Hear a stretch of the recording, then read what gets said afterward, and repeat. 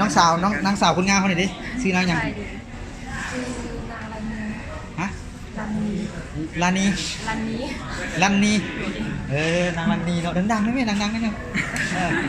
มันจะเลยนะว่าคนงามเลยเนาะไม่ต้องอายเนาะเงี้ยคือกันวะไฟฟ้าทั่วไปวะกรุงเทพแฮ่โอ้ปีไหนแล้วปีสองมาจะแข่งได้เลยดูหัวบางหัวพันโอ้มันเรียกหัวพันเข่งหัวพันเนาะเข่งหัวพันนี่ไทยในเมืองเจ้าสบายดีเนาะทุกคนเนาะวันนี้มาพบส่องกันจันตาที่4เนาะวันนี้เราสิมาถ่ายทำเป็นมื้อทวิตเนาะอยู่สถานที่วิทยาลัยเทคนิคสภาวิชาเนาะเป็นมื้อเปิดเทอมทวิตเนาะของนักศึกษาเขาเนาะเบิ่งรอบๆนิดนึงเนาะเดี๋ยวเขาจะเข้าไปโรงเรียนเลยเนาะไปสัมภาษณ์เบิ่งว่ามีจำนวนนักเรียนมาหลายแล้วบ่เนาะเบิ่งเดินเนาะเบิ่งเดินเนี่ยนักศึกษามาหลายแล้ว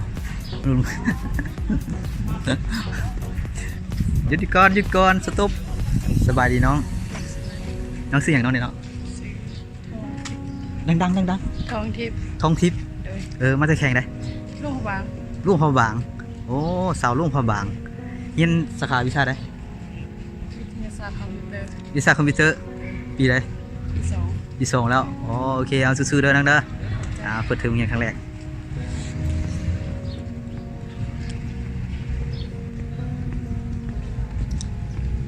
เดี๋ยวเขาจะไปสัมภาษณ์เดี๋ยวเขาจะเข้าสิลงไปสัมภาษณ์นักศึกษาเนาะเดี๋ยวกันมาเปิดเทอมใหม่กับสลายกับเจ้ากับสิอย่างรอลินแถวนี้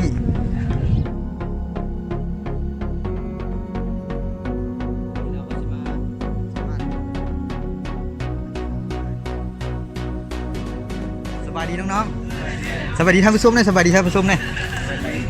ขอบใจครับสิถามแต่ละคนเด้อเอาคนนี้ได้ซื้อยังนี่นะซื้ออุ่นชื่อเท้าคูณอุ่นชื่อแท้ชื่ออุ่นเลยวะซื้ออุ่นเฮือนโอเคอุ่นเฮือนนี่เฮียนมันสาขาวิชาใดสาขาวิชาไฟฟ้าปีใดละปี1ไฟฟ้านี่เฮียนเกี่ยวกับอย่างไฟฟ้าพลังงานบ่เฮียนเกี่ยวกับเคลื่อนบ่มาแต่แข่งได้เนี่ยมาแต่แข่งวิ่งจันทร์โอ้แข่งวิ่งจันทร์นี่ส่วนใหญ่ถือว่าไทยบ้านนอกได้เนาะเอาคุณต่อไปสวัสดีชื่อเท้าอย่างเนาะชื่อเต็กเต็กเฮียนสาขาวิชาไฟฟ้ากุญจักรพลังงานน้ำเป็นชั้นสูงปะปีไหนล่ะกำลังเฮียนปี 2เนาะโอเคพูดต่อไปดิสบายดีน้องเองชื่อท่าสุนทรดังน้องเองชื่อท่าสุนทรสุนทรเนาะเฮียนสาขาวิชาไฟฟ้ากุญจักรพลังงานน้ำโอ้เริ่มเป็นภาพปี 2เลยได้ชื่อกระต่ายนะกระต่ายเลยอันเฮียนไฟฟ้ากุญจักรพลังงานปี 2คือกันเนาะเมื่อแข่งกันนครหลวงกันวันนี้ฟังเสียงอันนี้ยึดจันแหละยึดนครหลวงนครหลวงเนาะนครหลวงพรุ่งนี้ลุงถามกินนี่ว่าแข่งบริคำไซเนาะนี่เด้จ้ะอยู่เสียงขวางเนาะโอเคเอาสู้ๆเด้อตั้งใจสายนี่คือครัวอย่างนี้เลยเอากันได้จังแต่เพี้ยนนี้เป็นไฟฟ้าเนาะเป็น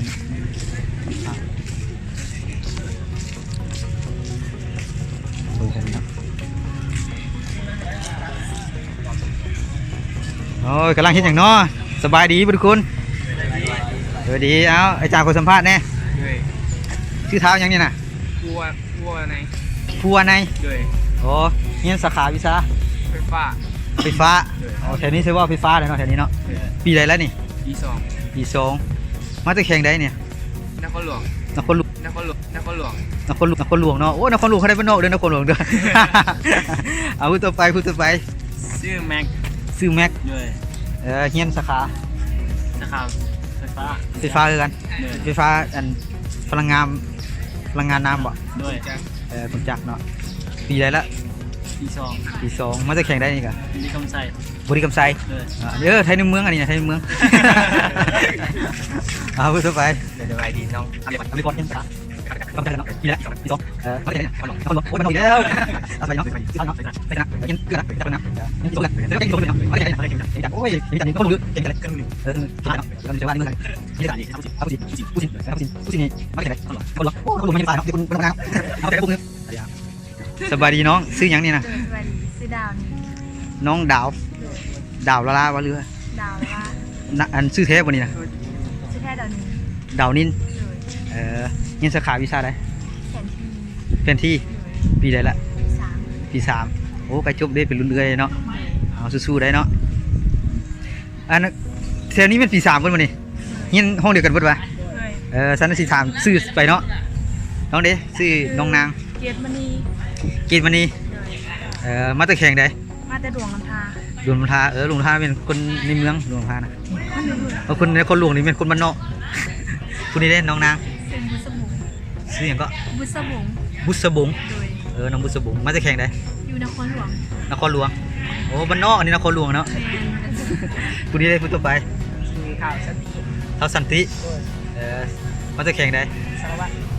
สารวัตรคนในเมืองสารวัตร น้อง น้องนางสาว ยันสอน จันทร์สอน แมนมา บริคำไซ อุดมใส่ มาอุดมไซเนาะปี3บ่ได้เนาะอยู่ห้องเดียวกันบ่ได้บ่ผู้นี้โอ้ยผู้รอเขานี่เนาะใส่รอเขาได้ซื้อหยังซื้อเท้าหยัง ข้าวเป็นวันนี้ เอาเพชรบันนี้ โดย ฟังเสียงเบื้องนี้บ่บอกก็ได้ว่ามาแข่งได้แม่นบ่มาจะแข่งได้ อยู่บ้านนอก คนบ้านนอกเนาะบ้านนอกฮู้เลยเนาะบ้านนอกเอาสู้ๆเด้อทุกคนเด้อขอบใจบายกล้องนี่ ใส่ เอ้ย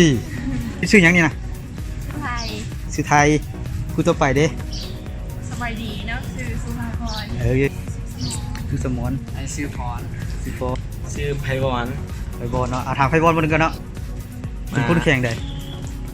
มาตัวเชียงขวาง อันนี้เสียงขวางเนาะเดินทางมาจากมื้อนี่มาโรงเรียนมื้อนี่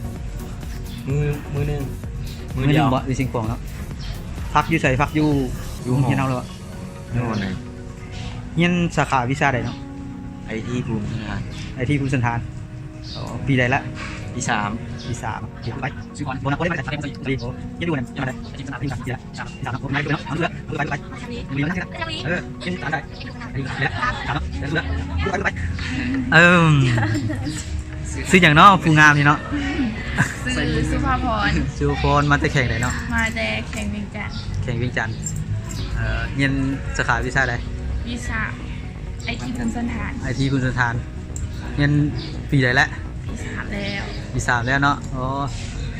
เนาะขอให้จบเด้อ โดย กันยังคันว่ายังหักโรงเรียนเฮาอยู่กับบ่พอจบเนาะเอาไป สวัสดีซื้อไทย ไปจังนั้น มาได้ไอจะถูก ได้สมุดยังอยู่ครับไอ้ที่ถามเนาะที่ละที่3เนาะสู้ละเอาไปไปโอเคเดี๋ยวสิไปเบิ่งอีกทางในเนาะเอาเป็นอะไรเนาะเอาเป็นอะไรเนาะสัมภาษณ์วันนี้สบายดีน้อง สบายดี ๆสบายดีท่านผู้ชมแน่อันนี้ซื้ออย่างเนาะคนนี้เนาะ ซื้อหมอน ซื้อพรอยู่แข่งได้เนี่ย ยูแข่งวิ่งจันทร์อยู่เลย แข่งวิ่งจันทร์วะ โดย โอ้เงี้ยนหยัง เรียนไฟฟ้า ไฟฟ้าปีใดละ ปีสอง ปี2 โดย ก็จะจบเลยเนาะเงี้ยนไฟฟ้าสั้นกลางหรือสั้นสูง สั้นสุด สั้นสูงเนาะโอเคอีก2 ปีผู้นี้เด้ เรียนไฟฟ้าด้วยกัน มีไฟฟ้า เลย ปีใดห้องเดียวกัน สอ เนาะ บเลย ปี2เดียวกันโอเคเอาสู้ๆเด้อ เลย นั่นก็จบแล้ว แจก เดี๋ยวเอาไปเนาะขับไปเด้อสิบอลเนี่ยคนไหนยังตาย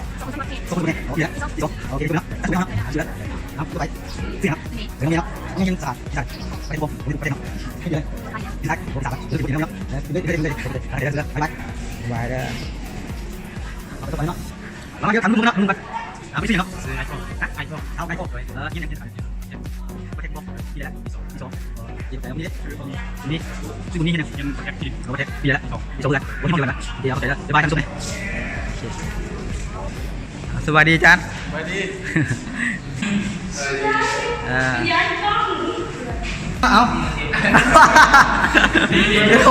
โอ้ยนี่พูดดีใจกันสบายดีเนาะ โดย ซื้ออย่างเนาะน้องสาวอย่าง ซื้อบุตร ซ ซื้อบุตร โดย ซื้อแท้ซื้อหยัง ซื้อผู้สดี ซื้อบุษดี โดย โอ้เฮียนยังนี่เฮียน เรียนไอที ไอที่ โดยสาขาวิทยาศาสตร์คอมพิวเตอร์ เฮียนปีใดแล้ว เรียนปีสามปีสุดท้ายแล้ว ปีสามปีสุดท้ายแล้ว โดย โอ้เรื่อยๆสู้ๆเนาะสู้ๆเด้อสู้ๆเด้อ โดย เอาไปไปทำดูดิดูดิดูนั่นนะจะดีจะดีเนาะยังไงมีสั่งที่เหลือผมสั่งแล้วทำได้เลยไม่ต้องไม่ต้องอะไรเนาะสิครับสิดิเอาดิเอาไปเนี่ยผมจะเอาไปยังไงจะเอาไปทำดูเนาะจะเนาะเนี่ยไม่ใช่แล้วรู้ว่าเนี่ยเนี่ย ซื้อธนสรที่ระบบที่แข่งนครหลวง แค่นั้นคนโอ้มีแต่พูดโลๆเนาะคนนครหลวงเนาะ เพิ่มมาเดียวนะเดียวนะ ปืนโมเดลเนี่ยเราสุดนะ บริกรรมไซ บริกรรมไซคุณนี่เก่งจริงจ้ะเอาสู้ๆเลยทุกคนเด้อตั้งใจให้เข้าใจ เอาไปเคยชอบฝากแข่ง สกินเบิ่งนักเรียนก็เห็นกล้องอะไรเล่นรถนี่นะ สบายดี เอาผู้นี้สบายดีซื้อนางยังนี่นะ สบายดีซื้อนางแป้ง นางแป้งมาจะแข่งใด นครหลวงเวียงจันทร์ นครหลวงโอ้นครหลวงเลยเขาว่าบ้านนอกเลยนครหลวงนี่ เฮียนสาขาวิชาอะไรนี่นะ คุ้มครองที่ดิน คุ้มครองโอ้คุ้มครองที่ดินบ่ ไปแล้ว เฮียนปีใดแล้ว ปี3แล้วเดือนจ้า ปี3แล้วเนาะโอ้เป็นรุ่นเอื้อยเด้สู้ๆเด้อปีสุดท้ายแล้วเข้าใจ จ้า